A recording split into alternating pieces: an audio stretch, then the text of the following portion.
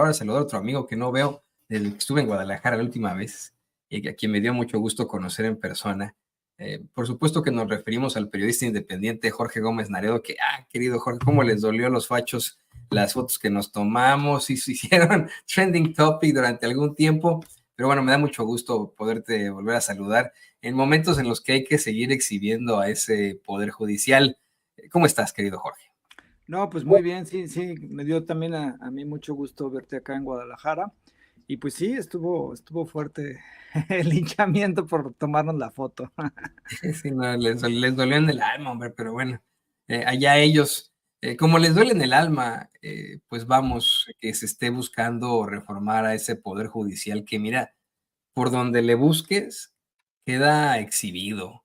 Hoy en la conferencia de prensa mañanera, y como le hemos venido presentando aquí en Sin Censura desde muy, muy temprano, pues se exhibe a una cantidad impresionante, una lista interminable de impartidores de justicia que pues han liberado delincuentes o que han otorgado amparos corruptos, amparos infames, como este que le dan al exalcalde de Iguala, uno de los principales señalados de ser parte de ese,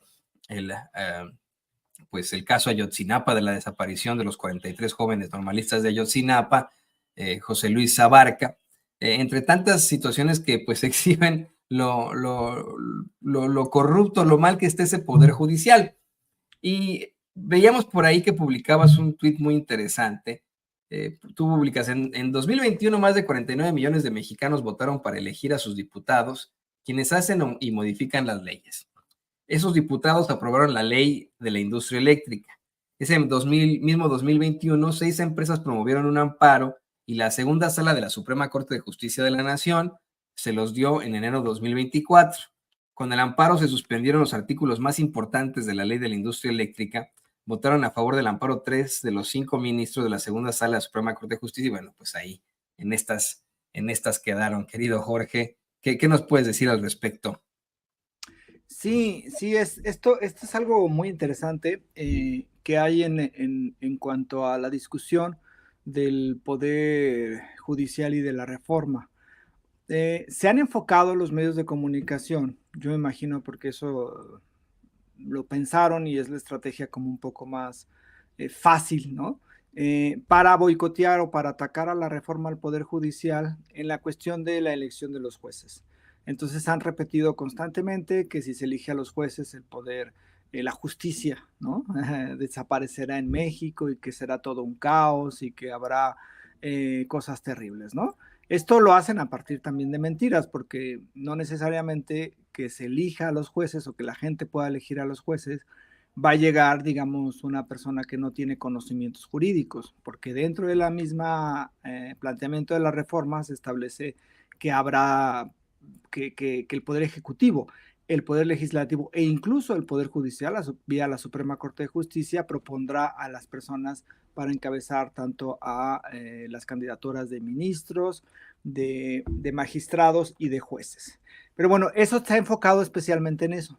Pero donde no se ha enfocado, que es otra de las propuestas que tiene o de los planteamientos que tiene la reforma al Poder Judicial, es que el poder judicial, en este caso la Suprema Corte o algún tipo de tribunal o algún juez, no podrán ya admitir controversias constitucionales en caso de la Suprema Corte o amparos en contra de leyes que hagan los propios legisladores. Y es aquí donde hay un punto que me parece fundamental, porque desde la oposición, desde la comentocracia, desde los personajes que están en los medios de comunicación tradicionales, se dice que con la reforma hay un desequilibrio en cuanto a los poderes, ¿no? Al Poder Ejecutivo, al Poder Legislativo y al Poder Judicial, porque afirman el Poder Judicial ya va a depender del Ejecutivo y ya el Ejecutivo prácticamente va a ordenar todo ahí.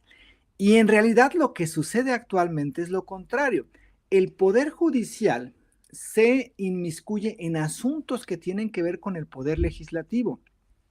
Y eso afecta no solamente a la labor del Poder Legislativo, sino que afecta también a los procesos democráticos. Y este caso es muy significativo. En las elecciones del 2021 gana Morena, ¿no? y se aprueba una ley, o sea, Morena tiene no la mayoría calificada, pero sí la mayoría simple. Como no se pueden aprobar leyes con cambio en la Constitución, o sea, no puede haber modificaciones constitucionales, lo que se hace es una ley.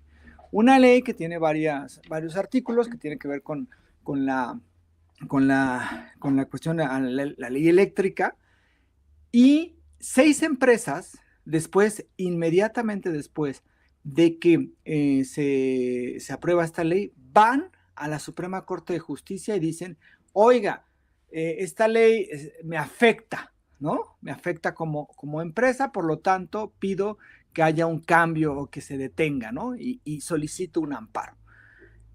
El Poder Judicial, que no el Pleno del Poder Judicial, sino la sala, la segunda sala, que está conformada por el ministro Alberto Pérez Dayán, por el ministro Javier Lainez y por el ministro Luis María Aguilar Morales, que es el mismo ministro que tuvo ahí más de 10 meses el expediente de Ricardo Salinas Pliego por que está evadiendo impuestos.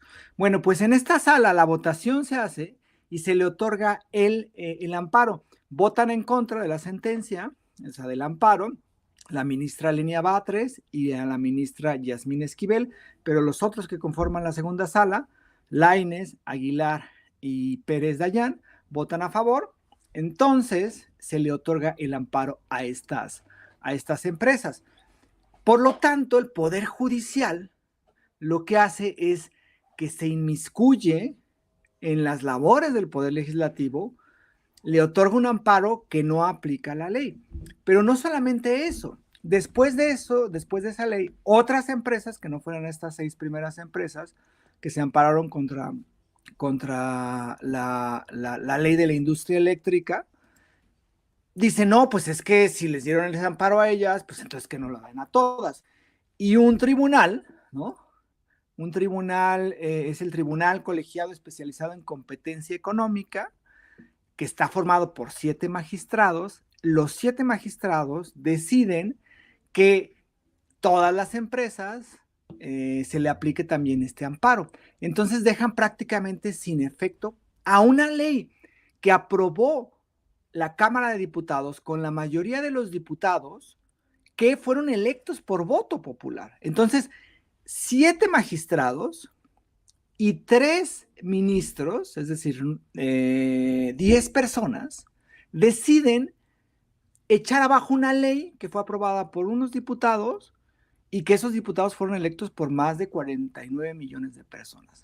Eso es una intervención en las labores del Poder Legislativo, eso va en contra del equilibrio de poderes y es la forma en cómo el Poder Judicial afecta no solamente las resoluciones, las aprobaciones que hace la Cámara de Diputados, sino también que en esa Cámara de Diputados las personas que están ahí, los diputados, son electos por el voto popular, ¿no? Son electos por la gente. Entonces, 10 personas deciden que una ley que de cierta forma apoyó la población con su voto, no se aplique porque así lo decidieron 10 personas. Y eso me parece que es un caso verdaderamente terrible que afecta a los procesos democráticos y que afecta a la democracia, porque si la gente vota por una opción para que esa opción sea representada en la Cámara de Diputados y esa Cámara de Diputados hace una ley y 10 personas deciden que esa ley no se aplique, pues entonces 10 personas están en contra del voto popular.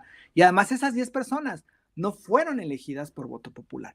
Entonces sí me parece que esta forma en cómo opera el Poder Judicial vía las controversias constitucionales y estos amparos a estas empresas, pues es algo muy ruin y que en la reforma que se está presentando se establece que ya no podrán la Suprema Corte, los magistrados o los jueces suspender leyes que aplica el Poder Legislativo, porque es absurdo, ¿no? Que se suspendan estas leyes o que se levanten amparos que de facto suspenden a las leyes para defender los intereses de unos grupos, porque estos ministros, los 3 de la Sala 2 y los magistrados del Tribunal Colegiado en materia económica, decidieron no actuar a favor del pueblo, ¿no?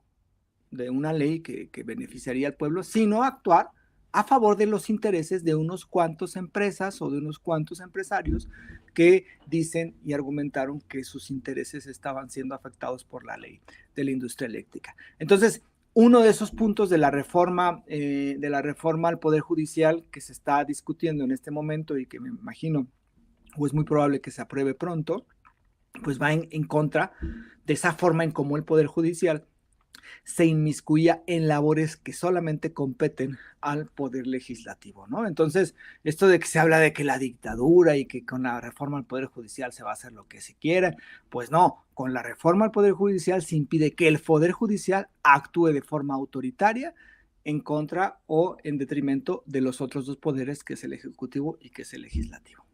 Y a la clara usanza gobeliana de culpar a tus adversarios de lo que tú eres responsable, precisamente desde el Poder Judicial han estado insistiendo en que lo que ellos quieren es que no se metan en la división de poderes, cuando ellos son, como bien menciona Jorge, los primeros en pues vulnerar esta división de poderes. Son ellos los que se han estado inmiscuyendo en las decisiones del legislativo, y él lo explicó perfectamente Jorge.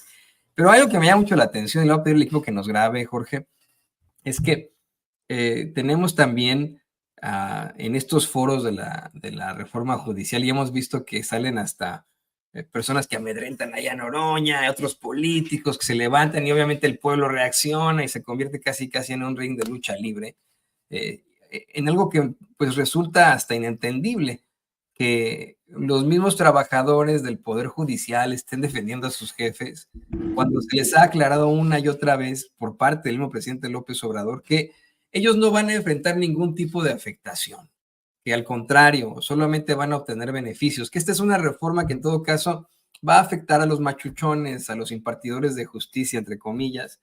Y además de todo, bueno, hoy el presidente dice, si no me creen, pues simple y sencillamente comparen sus salarios y sus beneficios con los de los jueces, magistrados y ministros, y díganle a la gente si verdaderamente tienen algún tipo de empatía esos impartidores de justicia. Pero bueno, lo seguiremos viendo ahí exigiendo pues que no existe esa reforma judicial, haciendo marchas. ¿Tú cómo ves esto, querido Jorge Gómez Naredo?